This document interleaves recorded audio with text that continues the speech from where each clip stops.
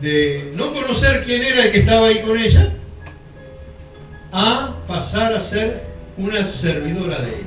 Entonces, dice la palabra de Dios, comenzando el capítulo 4, cuando pues el Señor entendió que los fariseos habían oído decir: Jesús hace y bautiza más discípulos que Juan, aunque Jesús no bautizaba, sino sus discípulos, salió de Judea y se fue otra vez a Galilea.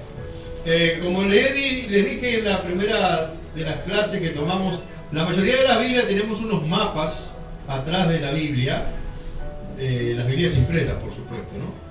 Y hay un mapa precisamente que habla Palestina en los tiempos de Jesús. Y ese mapa le muestra las distintas regiones.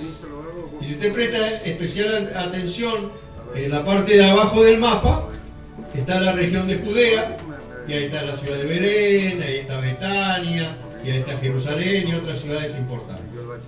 Arriba del todo está la región de Galilea, es decir, la región del mar de Galilea, y ahí está la ciudad de Capernaum, la ciudad de Nazaret, la región de Galilea, la parte de los gentiles es Gadara, pero en el medio, entre Galilea y Judea, está la región de Samaria.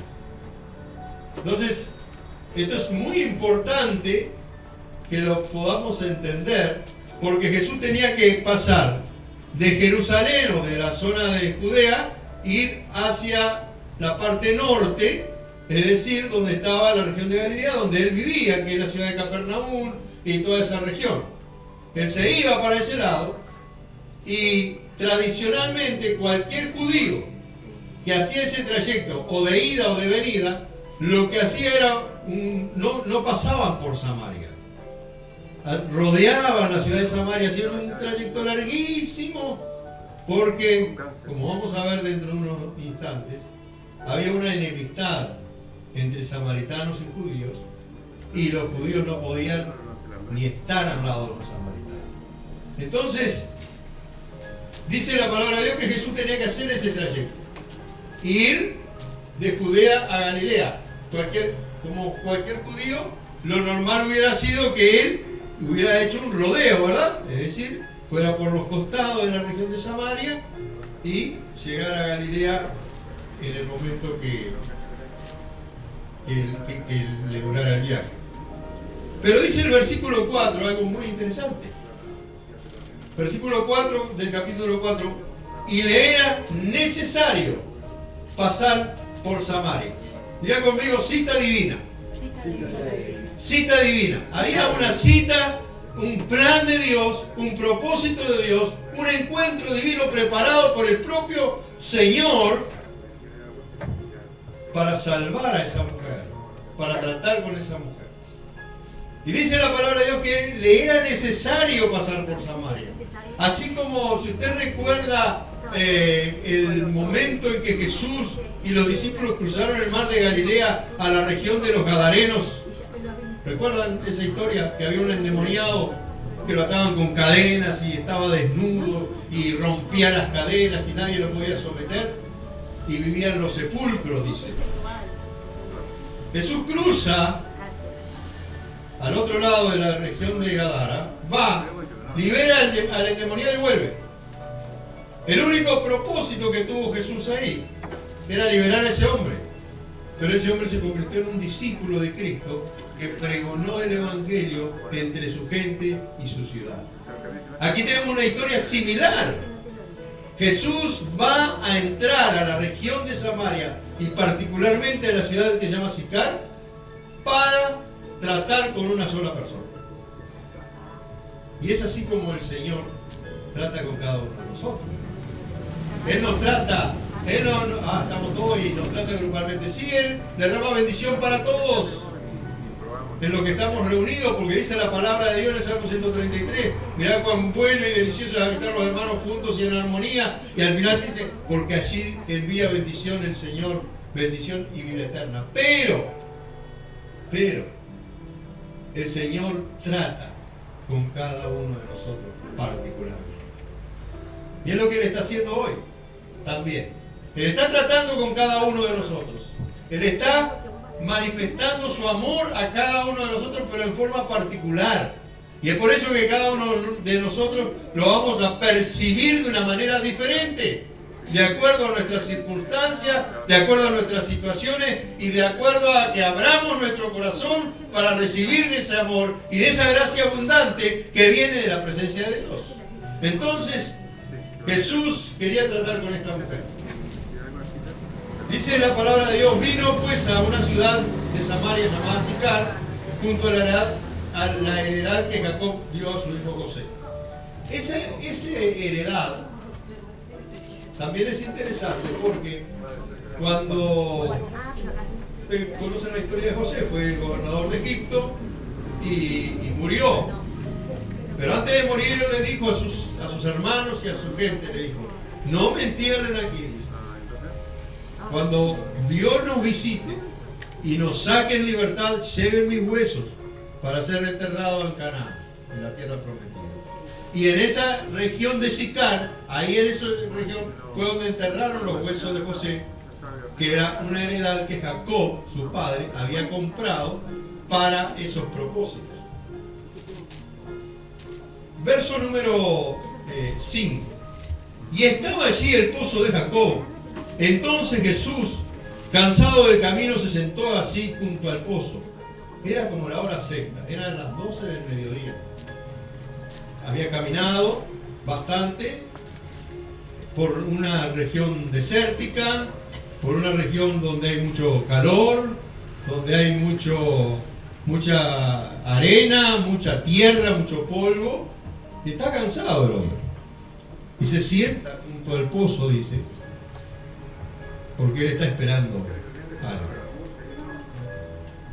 Cualquiera podría decir, pobre hombre, está necesitado. Pero no era, él estaba ahí no porque estuviera cansado, exclusivamente, sino porque estaba esperando a la persona a la cual él había venido a bendecir. Era la hora del mediodía, y dice el siguiente versículo, que vino una mujer de Samaria a sacar agua. Vino una mujer de Samaria a sacar agua. Y esto es interesante. Normalmente las mujeres en en toda la región de Palestina, las que acarreaban el agua eran las mujeres. Los hombres no acarreaban agua. Por eso cuando Jesús va a preparar la última cena, va a participar con sus discípulos, los discípulos le dicen, ¿dónde vamos a participar? Y él dice, vayan a la ciudad y sigan a un hombre que lleva un cántaro de agua. Porque era extraño que un hombre cargara un cántaro de agua, eso lo hacían las mujeres. Entonces era fácil notar que vieran a un hombre con un cántaro de agua, porque era el único. En este caso, también es algo interesante que la mujer va sobre el mediodía. Normalmente hacían esas tareas a primera hora de la mañana, cuando no había mucho sol, cuando no había mucho cansancio, no había mucho ajetreo. Pero ¿por qué ella va al mediodía? Sencillamente porque era una mujer que no tenía buena reputación. Entonces, para evitar encontrarse con los criticones, con los que juzgaban, con los que la condenaban todo el tiempo, ella y otras más de reputación difícil iban al mediodía, que sabían que no se iban a encontrar con nadie. Pero ella pensaba que no se iba a encontrar con nadie, porque Jesús la estaba esperando. Jesús estaba esperando y le dice, dame de beber. Dame de beber. Pues sus discípulos habían ido a la ciudad a comprar de comer. La mujer samaritana le dijo, y aquí es donde empieza lo que le hablé al principio. Empieza el proceso de conocimiento de esta mujer hacia Jesús. Ella no lo conocía y ahora lo va a tratar precisamente como un desconocido. Le dice así, ¿cómo tú siendo judío me pides a mí de beber, que soy mujer samaritana? Porque judíos y samaritanos no se tratan entre sí. Primero, él era un rabí, era un maestro. Un rabí, un maestro, no hablaba ni con mujeres ni con samaritanos. Maestro de la palabra de Dios no hablaba ni con mujeres ni con samaritanos. Y Jesús estaba rompiendo una regla ahí. Rompiendo una regla humana. Una tradición de los hombres. Está rompiendo con estructuras. Y para eso Jesús ha venido, para romper con estructuras que a veces nos tienen encarcelados. Y para derribar esas fortalezas y poder tener un trato personal con cada uno de nosotros. Entonces, ella le dice, lo trata como un desconocido primeramente, porque no lo conoce. Lo único que sabe es que es judío. Y ella le dice, ¿acaso tú no sabes que nosotros somos enemigos, no nos tratamos? Cuando yo leía esto, yo digo, ¿cómo surge esta enemistad? Entonces, cuando nosotros miramos en el libro de Esdras, en el Antiguo Testamento,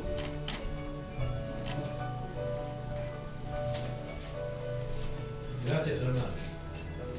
Cuando miramos en el libro de Esdras, capítulo 4, en el Antiguo Testamento, encontramos la raíz de la enemistad entre esta gente. Primero, ya hay una enemistad natural, porque los samaritanos son medio judíos. No sé si usted sabía, pero los samaritanos son medio judíos, no son judíos del todo. ¿Cómo surge esta raza, digamos? Surge así, por el año 700 antes de Cristo, alrededor ahí, hay un imperio que se llama los asirios que invaden la región del norte y el reino de Israel y lo conquistan. Y lo que hacen, toman a la mayor parte de los judíos, los mejores de los judíos, y los dispersan por distintas naciones. Los colocan por distintas naciones. Y de otras naciones traen gente para repoblar la zona de Samaria y toda la región del norte. Al hacer eso, los que quedaron, que eran judíos, se mezclaron. Se casaron con gentiles y desarrollaron una nueva raza, que es la raza de los samaritanos, que es mitad judío y mitad gentil. Entonces ya los judíos ya no los trataban, ¿por qué? Porque no eran judíos puros. No eran judíos puros, pero esa ya hay una enemistad natural ahí. Pero la enemistad en relación a esto, que perduró por años, por cientos de años, se encuentra en Esdras capítulo 4. Y esta situación se da en circunstancias en las cuales el pueblo de Dios había retornado de la cautividad babilónica, algo que hemos hablado en alguna de las clases anteriores, había retornado de la cautividad babilónica para reconstruir el templo del Señor. Y entonces, estando en esta tarea, dice así la palabra de Dios, oyendo los enemigos de Judá y de Benjamín, esto es, los samaritanos, que los venidos de la cautividad edificaban el templo de Jehová, Dios de Israel. Vinieron a Zorobabel y a los jefes de casas paternas y les dijeron, edificaremos con vosotros, porque como vosotros buscamos a vuestro Dios, y a él ofrecemos sacrificios desde los días de Ear-Adón, rey de Asiria, que nos hizo venir aquí. Zorobabel, que era el gobernador, Yeshua y los demás jefes de casa paterna de Israel dijeron, no nos conviene edificar con vosotros casa a nuestro Dios, sino que nosotros solos la edificaremos a Jehová, Dios de Israel, como nos mandó el rey Ciro, rey de Persia. Verso 4. Pero el pueblo de la tierra intimidó al pueblo de Judá y lo atemorizó para que no edificara. A raíz de esa negativa surgió esa enemistad y lo empezaron a atemorizar. Pero lo interesante es que lo primero que hicieron ellos, van a un monte en su región, que es el monte Gerizim, que es donde está ahí hablando Jesús con la mujer samaritana, y allí edifican un templo. Y entonces, esto va a tener, por eso va a tener sentido después la charla de la mujer, la pregunta que la mujer le dice, ustedes dicen que hay que adorar en Jerusalén, nosotros aquí, porque ellos tenían su templo ahí, que adoraban a Jehová, que ofrecían sacrificios al Señor, y que ellos tenían la ley de Jehová también. ¿Por qué? Porque eran judíos, pero no eran judíos puros. Entonces, el origen de esa enemistad a la cual hace referencia la mujer samaritana está ahí, en que se les negó el derecho de reconstruir el templo del Señor. Pero Zorobabel y toda la gente que le contestó así estaban en lo correcto. ¿Por qué? Porque ya cuando en el tiempo que Salomón edificó el templo, solo judíos podían trabajar en la obra del templo. Los extranjeros lo único que podían hacer era traer el material, pero los judíos era interesante que solo ellos podían hacerlo. Entonces, la mujer está haciendo referencia a ese tipo de enemistad. Y en el trato personal con Jesús, para ella es un extraño. Es un judío más. Y todavía un judío muy osado, porque le está pidiendo a una samaritana que le dé agua, que le dé beber. Respondió Jesús y le dijo: si conocieres el don de Dios y quién es el que te dice, dame de beber, tú le pedirías y él te daría agua viva. Lo que está haciendo Jesús aquí, está comenzando a revelar su identidad a la mujer. Pero no abiertamente, sino poco a poco. Es como que hubiera una cortina y la empieza a abrir despacito. Y deja que ella vea algo de lo que es Él. Primero, si conocieras el don de Dios. Segundo, ¿y quién te dice, dame de beber? Tú le pedirías y Él te daría agua viva. No cualquier agua. Le dice Jesús. No cualquier agua te daría. Agua viva. Pero cuando la Biblia hace referencia a agua viva, nosotros siempre lo utilizamos en el sentido espiritual. Pero hay un agua viva que no es espiritual, es natural, que es esa agua que es del manantial, que siempre está fluyendo. Entonces, esas son aguas vivas, que siempre están fluyendo, siempre están saliendo aguas nuevas, por decirlo de alguna manera, y siempre el que va puede conseguir agua, el que va puede seguir sacando agua. Y Jesús está haciendo esa analogía para mostrarle a la mujer que si ella viene a Él, ella todas las veces que venga a Él va a poder beber del agua de la vida eterna. Estás usando esa analogía para llevarla a ella poco a poco al conocimiento de la verdad. Ella recibe esa pequeña revelación porque mire, ahora cambió su actitud. Cambia totalmente su actitud, cambia su respuesta, cambia su forma de mirar a quien está hablando con ella. ¿Por qué? Porque dice, Señor. Antes le digo, tú, judío. Ahora dice, Señor.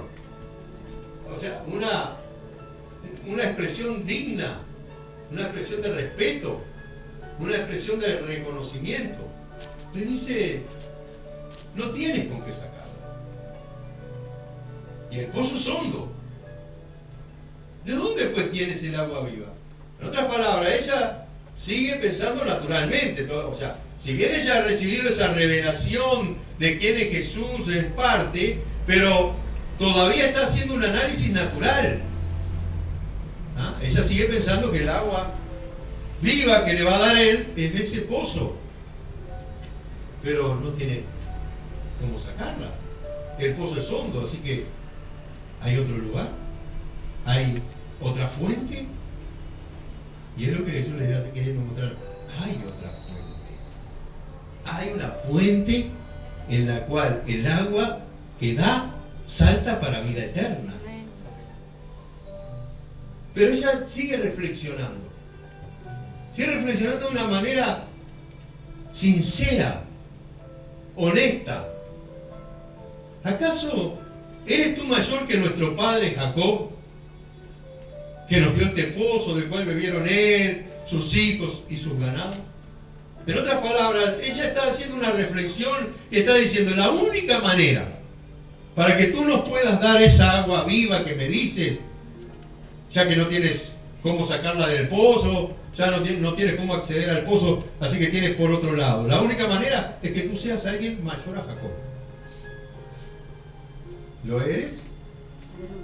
¿Acaso eres alguien mayor a Jacob? Claro que es alguien mayor a Jacob. Pero ella no sabía, pero está deduciendo. Está haciendo un análisis profundo de que la persona que está delante de ella, para que pueda hacer lo que dice que puede hacer, tiene que ser mayor que Jacob.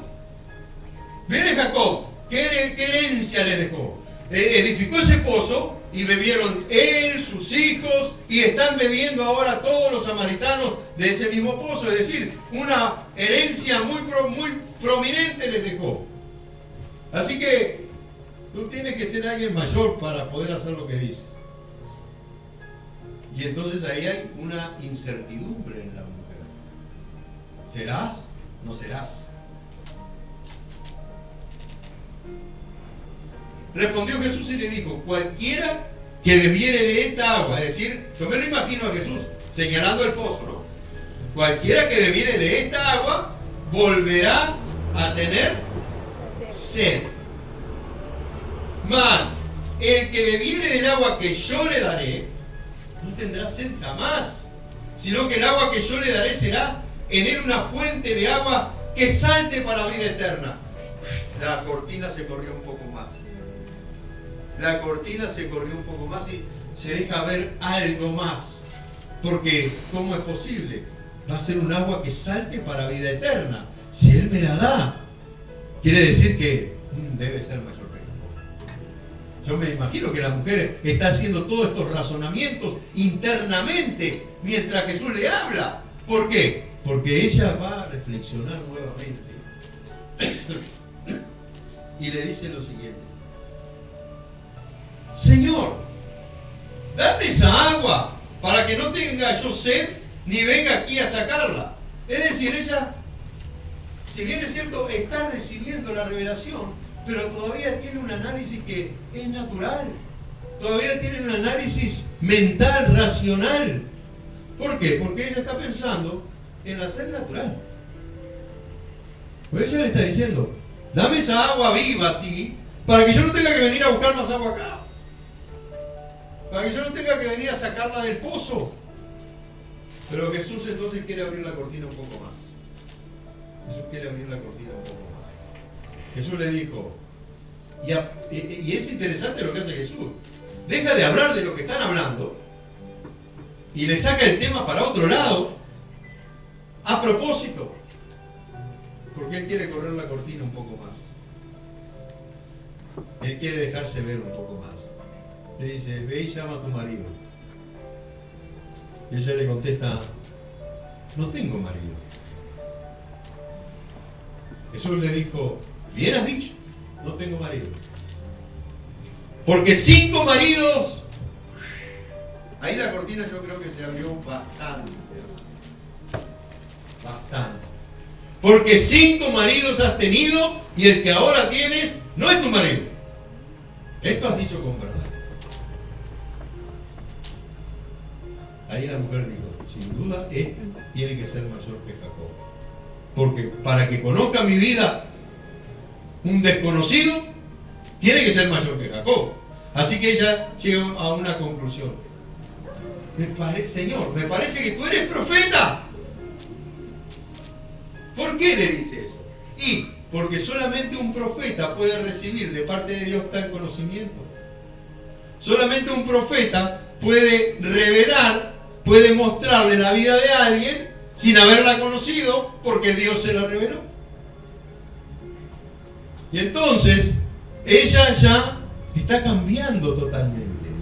Ahora ya pasó de lo natural a lo espiritual, porque profeta es un concepto que se maneja espiritualmente.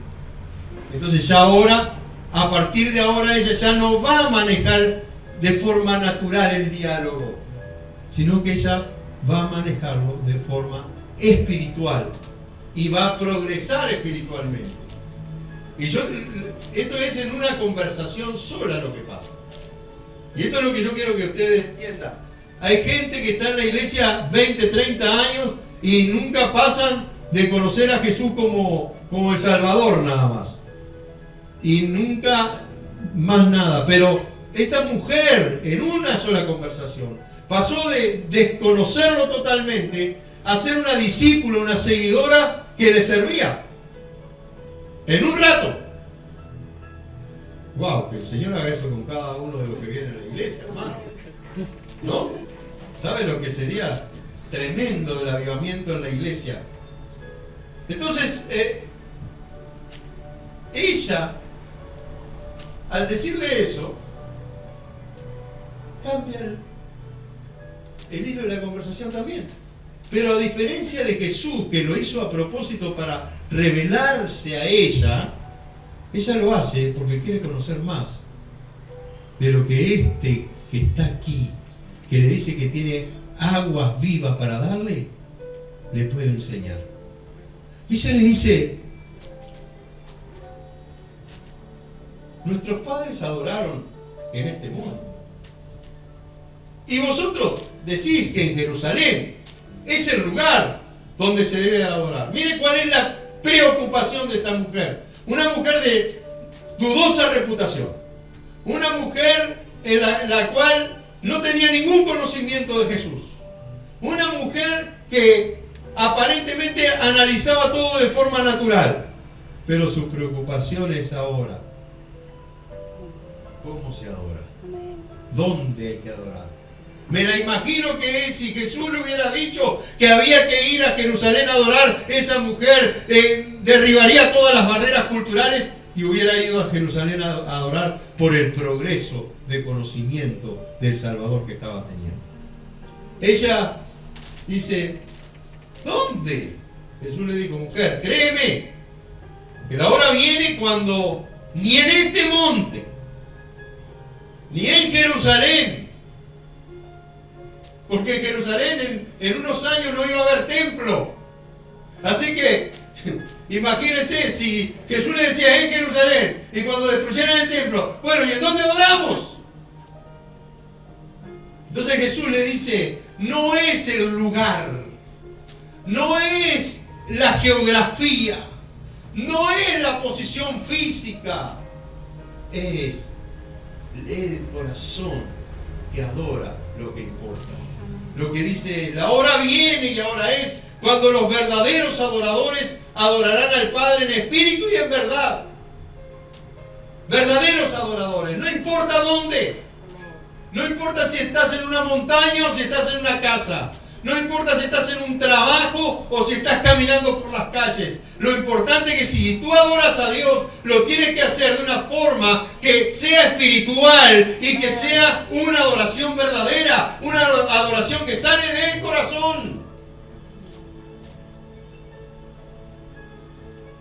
Porque también el Padre tales adoradores busca que le adoren. Aleluya. ¡Qué lindo, amados!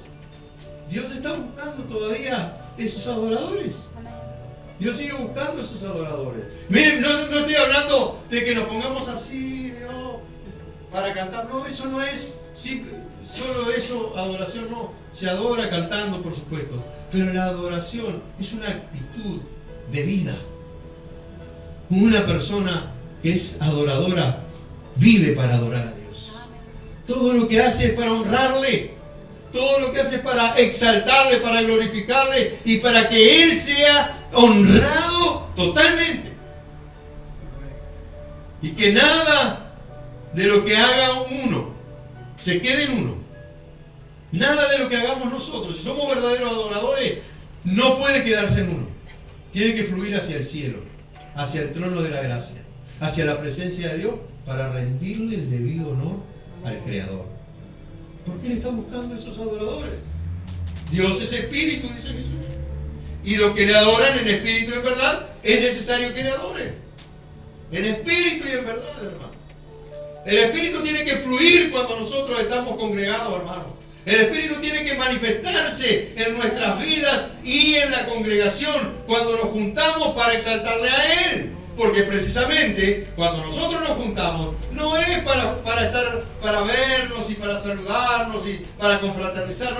No. Eso es secundario. Lo importante es que venimos y nos juntamos para exaltarle al Rey de Reyes y Señor de Señores, reconocerle, honrarle, adorarle y rendirle todo el honor que Él se merece. Amén. Gloria a Jesús. Para eso nos juntamos. Y dejar que fluya ese espíritu de adoración en nuestras vidas y que el Espíritu Santo avive en nuestro ser y que nos demande el Espíritu Santo esa adoración.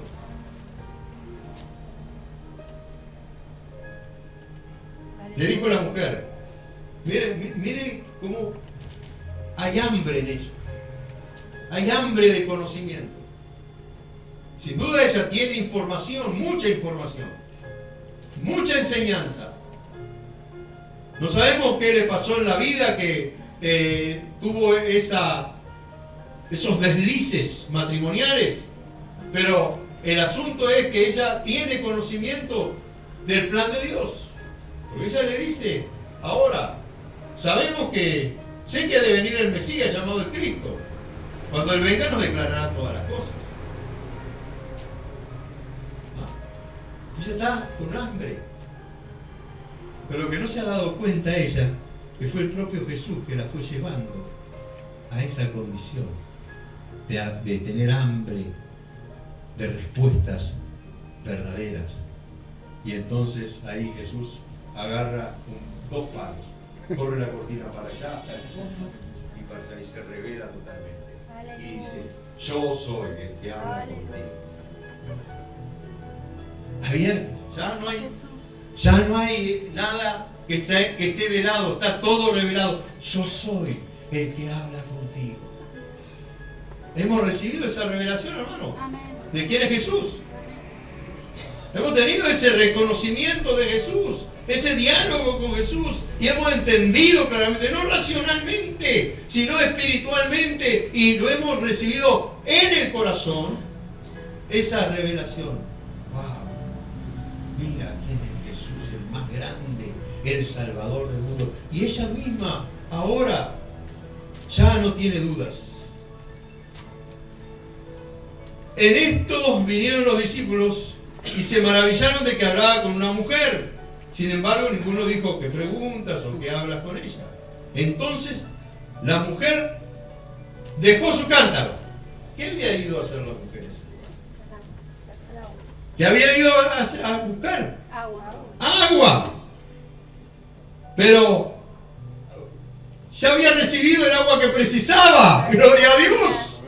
Había recibido el agua que salta para vida eterna. Y entonces ella deja el cántaro y se va a la ciudad y comienza a testificar y comienza a predicarle a la gente de que ha encontrado a alguien que le dijo toda su vida. ¿No será este el Salvador del mundo? ¿No será este el Mesías? Miren lo que dice la Biblia. Venid, dice ella. Ved a un hombre que me ha dicho todo cuanto he hecho. ¿No será este el Cristo? Entonces salieron de la ciudad y vinieron a él. Voy a saltar porque hay, entre tanto que ella está en la ciudad, Jesús tiene un diálogo con ellos, con los discípulos, pero quiero mostrarles lo que pasó ahí. Versículo 39. Y muchos de los samaritanos de aquella ciudad creyeron en él por la palabra de la mujer que daba testimonio diciendo, me dijo todo lo que he hecho. Aleluya. Qué tremendo. Discípula y servidora de Cristo en unas horas. De ser un desconocido total. Oremos por ese tipo de avivamiento, hermano. Amén. Porque los nuevos convertidos se conviertan no en cristianos, sino en discípulos de Jesús. Porque un discípulo de Jesús le sirve. Un discípulo de Cristo sirve. Oremos para que todos los que se conviertan, hermanos, a partir de ahora, se conviertan en discípulos servidores de Jesucristo. Amén. Que testifiquen del amor de Dios. Vamos al paréntesis. Dice que entre tanto que ella estaba en la ciudad, Jesús tiene un diálogo muy particular con los discípulos.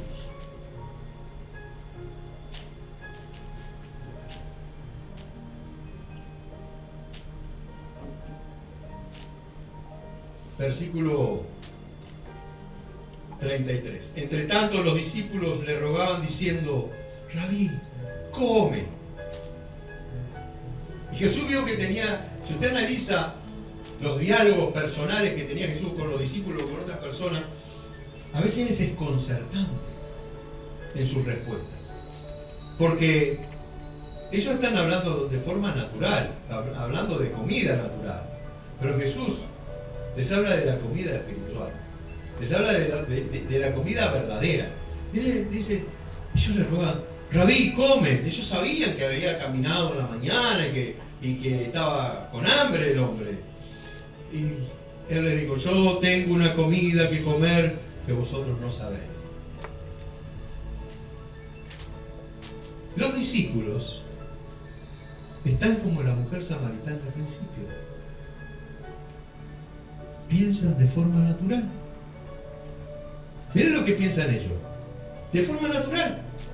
Ni siquiera se percatan de lo que Jesús está tratando de decirle. Miren lo que ellos piensan. Entonces los discípulos se ponen a conversar, ¿no? Unos con otros y le dicen, ¿le habrá traído alguien de comer? ¿Le habrá traído alguien de comer? Algo natural. Algo que para ellos no entra en la esfera del espíritu. Lo que Jesús está hablando.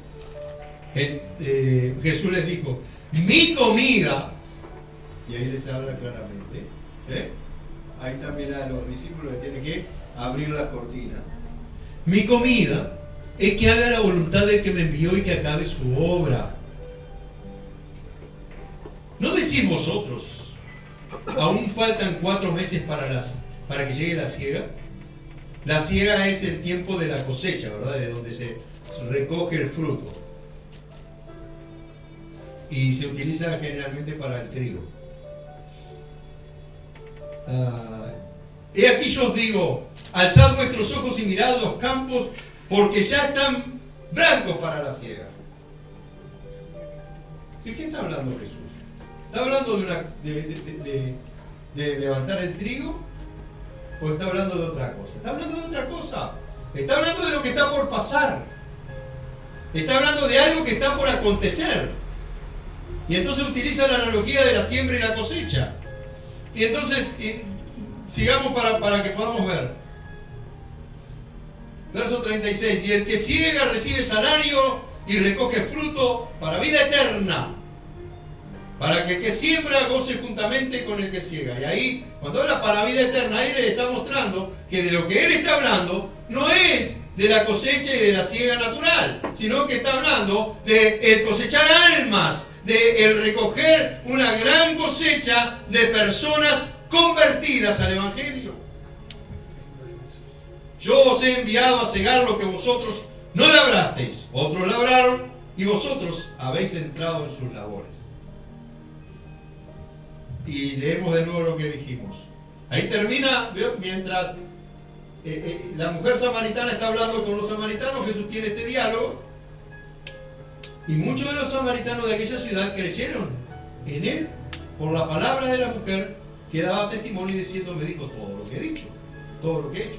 Entonces, ya está, alzad vuestros ojos, que los campos están blancos para la siega. Entonces, dice la palabra de Dios, vinieron los samaritanos a él y le rogaron que se quedase con ellos, y se quedó allí 2 días, y creyeron muchos más por la palabra de él. Amén.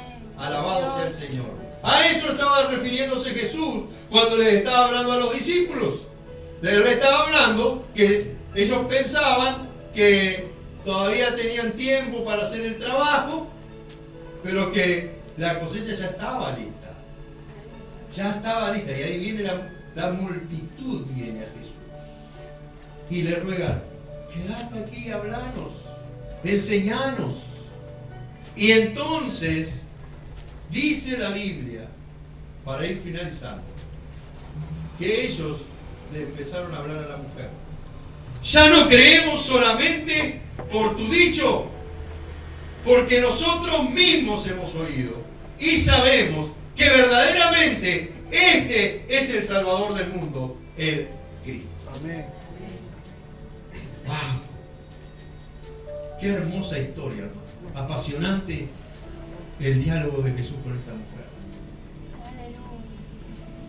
Y lo más maravilloso ¿Cómo es posible que una persona se convierta en desconocida de Dios a servidora en un rato?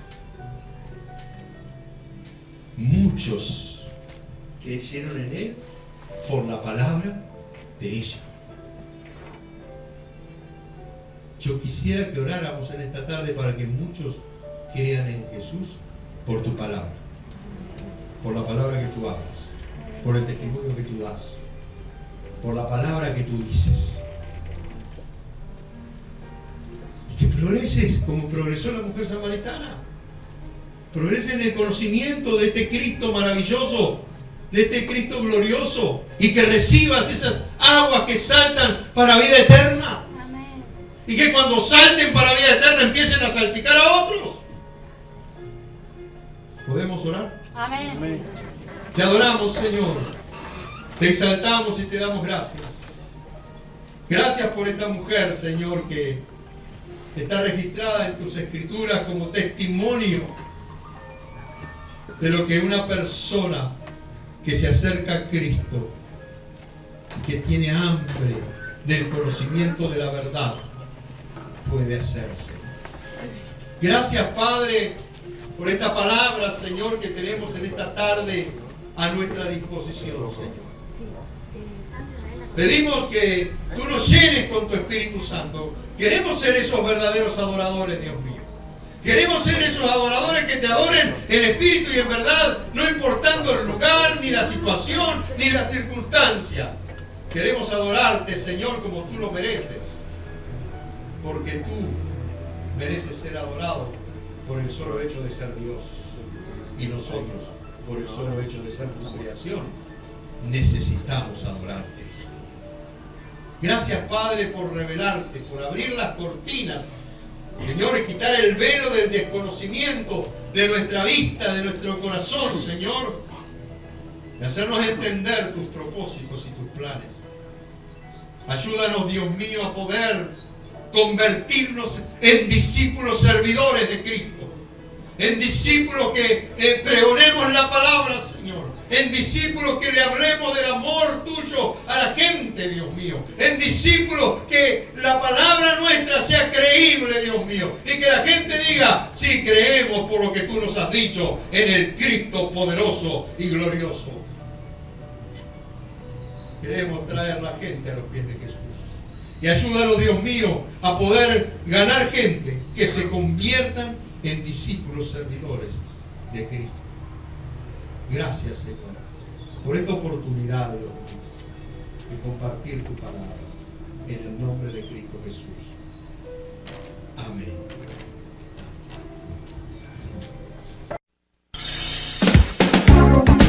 Vida Abundante te invita a un nuevo encuentro. Estamos en Cuarem, esquina San José, Teatro Metro.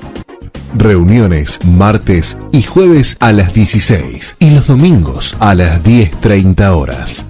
Serás muy bienvenido. Te esperamos. Radio Celestial FM para edificar tu vida. 90.7. Acompáñanos. SJC Canal 2, un canal diferente, las 24 horas. Sin comerciales, transmitiendo los más altos valores sociales y familiares, con una programación variada y entretenida para todas las edades. Desde la ciudad de Montevideo, Uruguay, para ti.